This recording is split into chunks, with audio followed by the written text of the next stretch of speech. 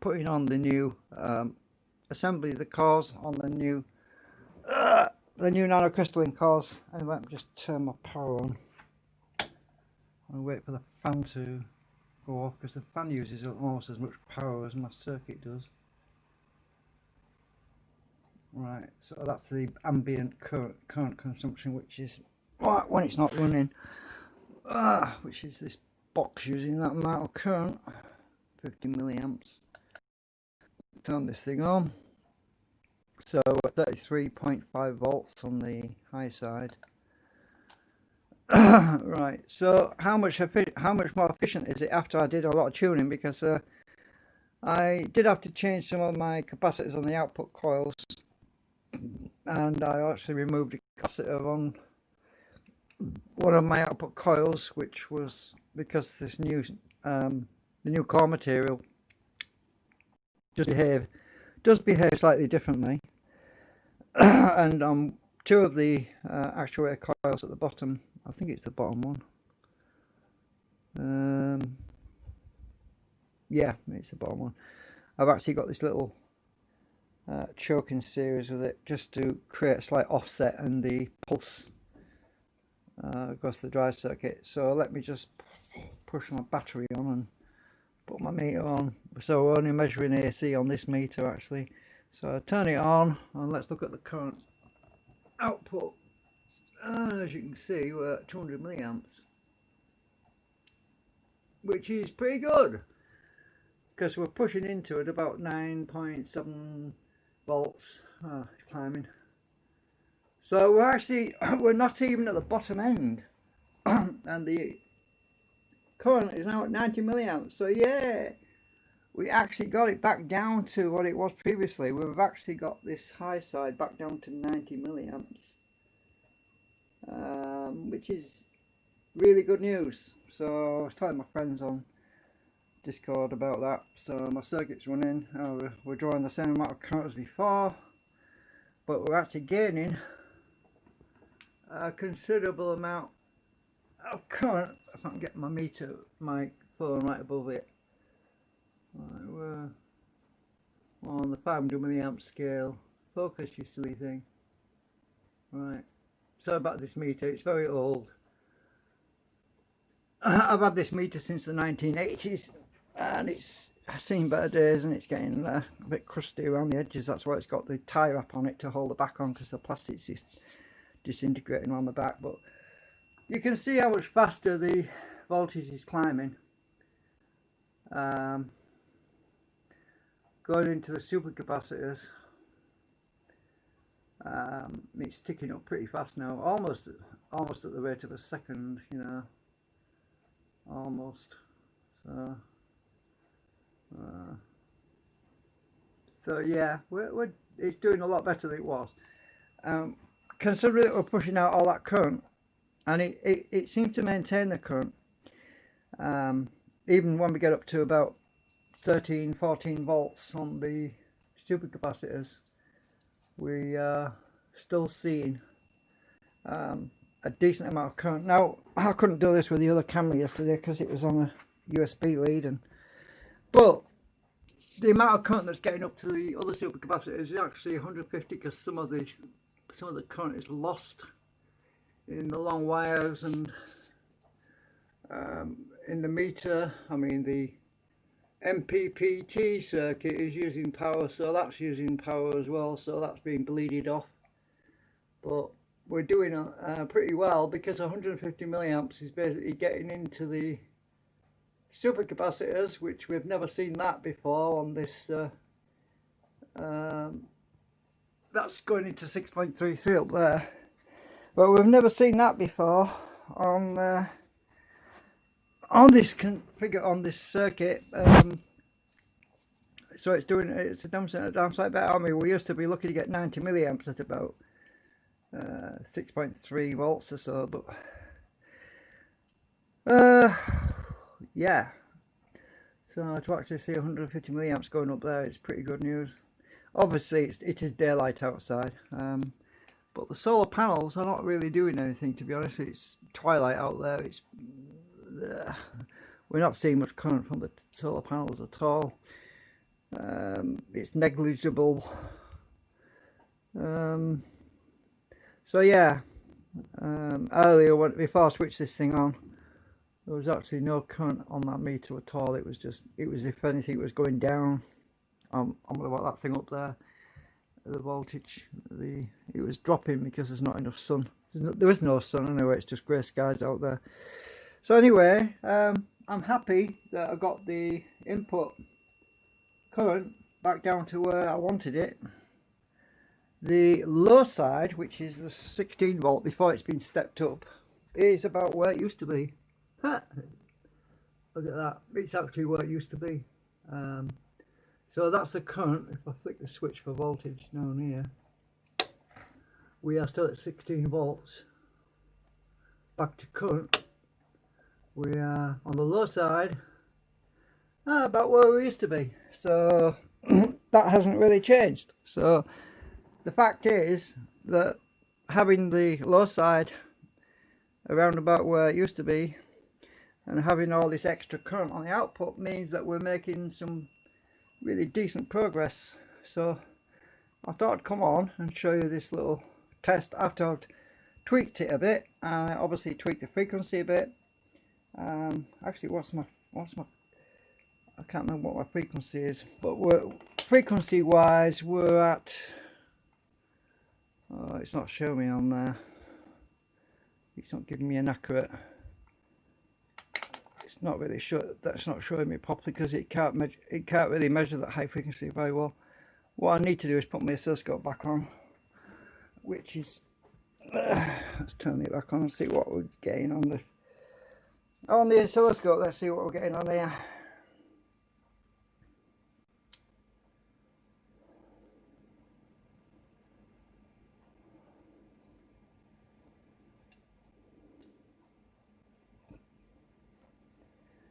Okay, so we'll just look at the frequency on the blue side, which is 2.7 kilohertz. So it's actually tweaked and tuned at 2.717. It's jumping around a bit, but it's an hour pulse width, which is only half of the pulse width because we're only measuring the bottom cycle.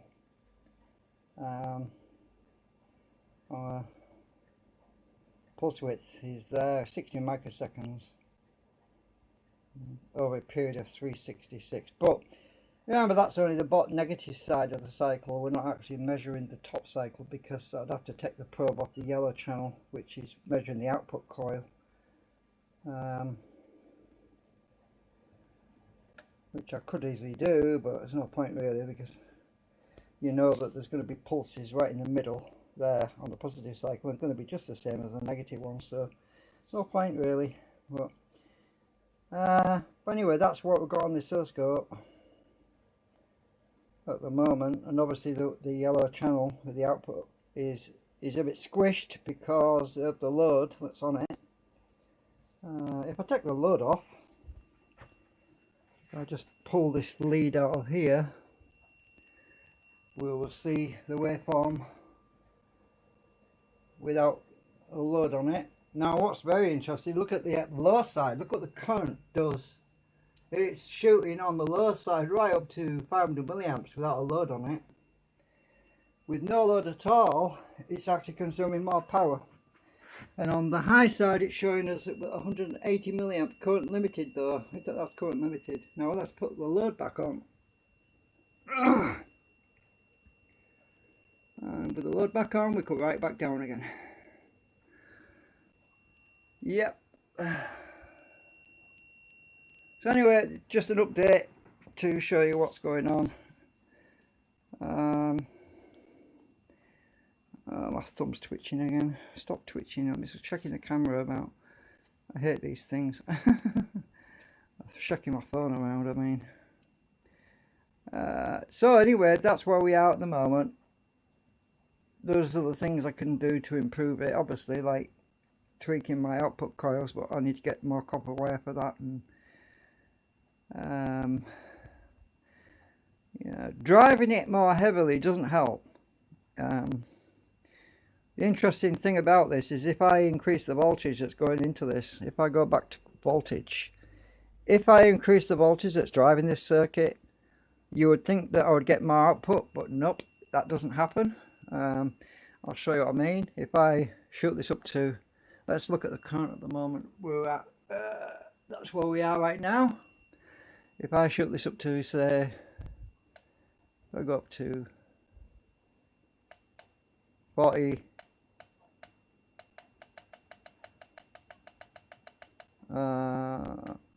go up to 45 or something, you would think we would get more output, but look at that, it's limited at 170 milliamps.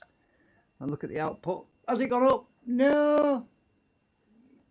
Nope. So boosting the voltage on the input side doesn't help one bit. In fact, it's detrimental. So we'll go back down to 35. Oops, gone a bit too far. 35.5. Let's see, settle down again.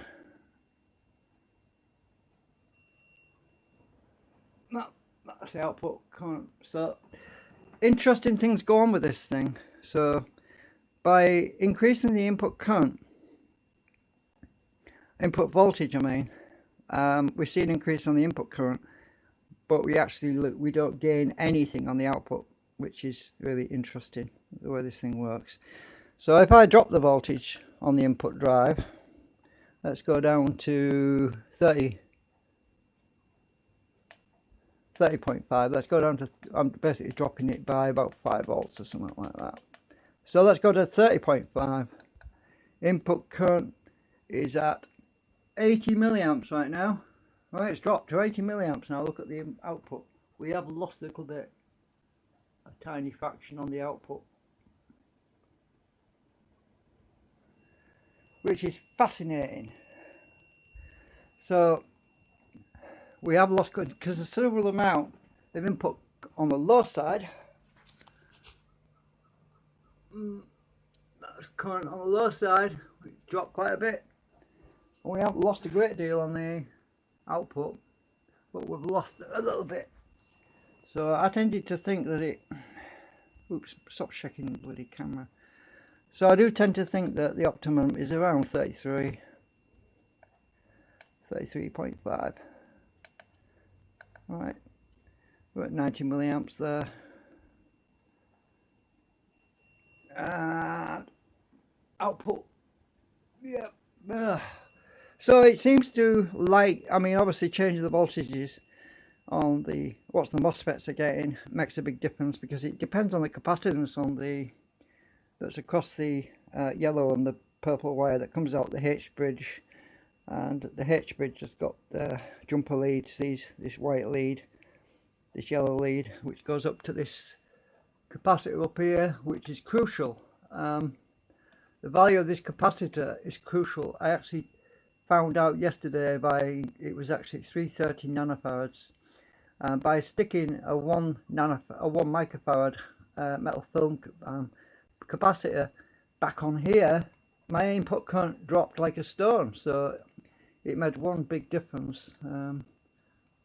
So little things like that can make all the difference. And obviously, as our output voltage is climbing, as the load is being reduced, we will start to see an increase on the input current. It starts to climb up to 100 milliamps, and then eventually it goes up to about 110 milliamps, depending on what the actual voltage and load it's going into. When the load is down to about 4 volts, and we're looking at 11.92 right now, but when the load voltage is at about 5 volts, we actually see an input current when that happens of about 60-70 milliamps on the input side. So it drops considerably when there's a greater load on this thing. I mean, I might be able to demonstrate that by shorting it out with a. So if I get my output circuits, which are going to these bridge rectifiers on here, if I short, let's short this one out. Look at the input current now, it's 60 milliamps. Let's short a different one out. I'm shorting that one out. 60 milliamps.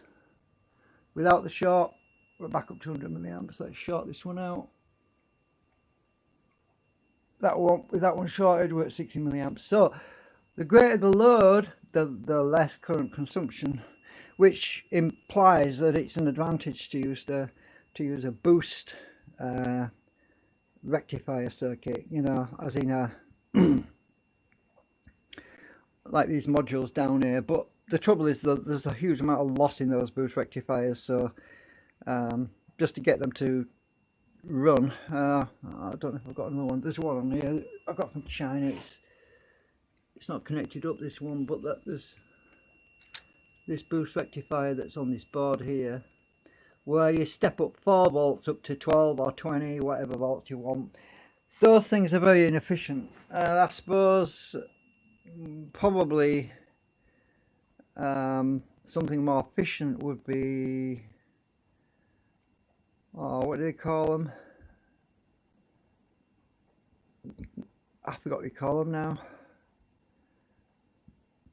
I'm having a mind block at the moment.